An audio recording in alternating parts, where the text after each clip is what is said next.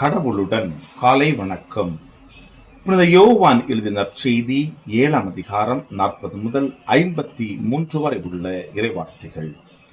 அக்காலத்தில் யூதர்களின் திருவிழா கூட்டத்தில் சிலர் இயேசுவின் வார்த்தைகளை கேட்டு, வரவேண்டிய இறைவாக்கினர் உண்மையில் இவரே என்றனர். வேறு சிலர் மெசியா இவரே என்றனர். மற்றும் சிலர், கலிலேயாவிலிருந்தா மெசியா வருவார்? தாவீதின் மரபிலிருந்தும் அவர் குடியிருந்த பெத்லகேம் ஊரிலிருந்தும் மெசியா வருவார் என்றல்லவா மறைநூல் கூறுகிறது என்றனர். இப்படி அவரை குறித்து மக்களிடையே பிளவு ஏற்பட்டது. சிலர் அவரை பிடிக்க விரும்பினர், ஆனால் யாரும் அவரை தொடவில்லை. தலைமை குருக்களும் பரிசேயர்களும் அனுப்பியிருந்த காவலர்கள் அவர்களிடம் திரும்பி வந்தார்கள். அவர்கள் காவலர்களிடம், ஏன் அவனை பிடித்து கொண்டு வரவில்லை என்று கேட்டார்கள்.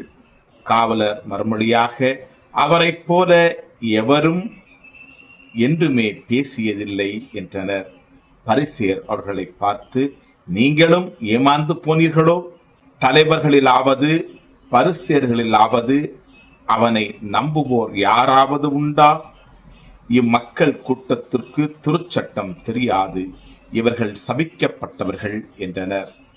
அங்கிருந்த பரிசேயருள் ஒருவர் நிக்கதேம், அவரே முன்பு ஒரு நாள் இயேசுவிடம் வந்தவர். அவர் அவர்களிடம், ஒருவரது வாக்குமூலத்தை கேளாது அவர் என்ன செய்தாரென்று அறியாது ஒருவருக்கு தீர்ப்பளிப்பது நமது சட்டப்படி முறையாகுமா என்று கேட்டார். அவர்கள் மறுமொழியாக, நீரும் கல்லேயரா என்ன?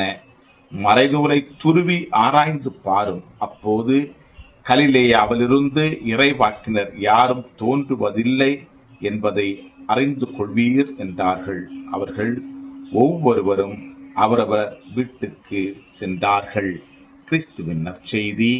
இந்த நாள் இனிய நாளாக அமைய வாழ்த்துக்கள். பல பல பல புதுமைகள், பெருமைகள், இனிமைகள் இறங்கிய நல்ல நாள், ஒரு நல்ல நாள், நம் தேவன் தந்த நாள். இது நல்ல நாள், ஒரு நல்ல நாள், நம் தேவன் தந்த நாள்.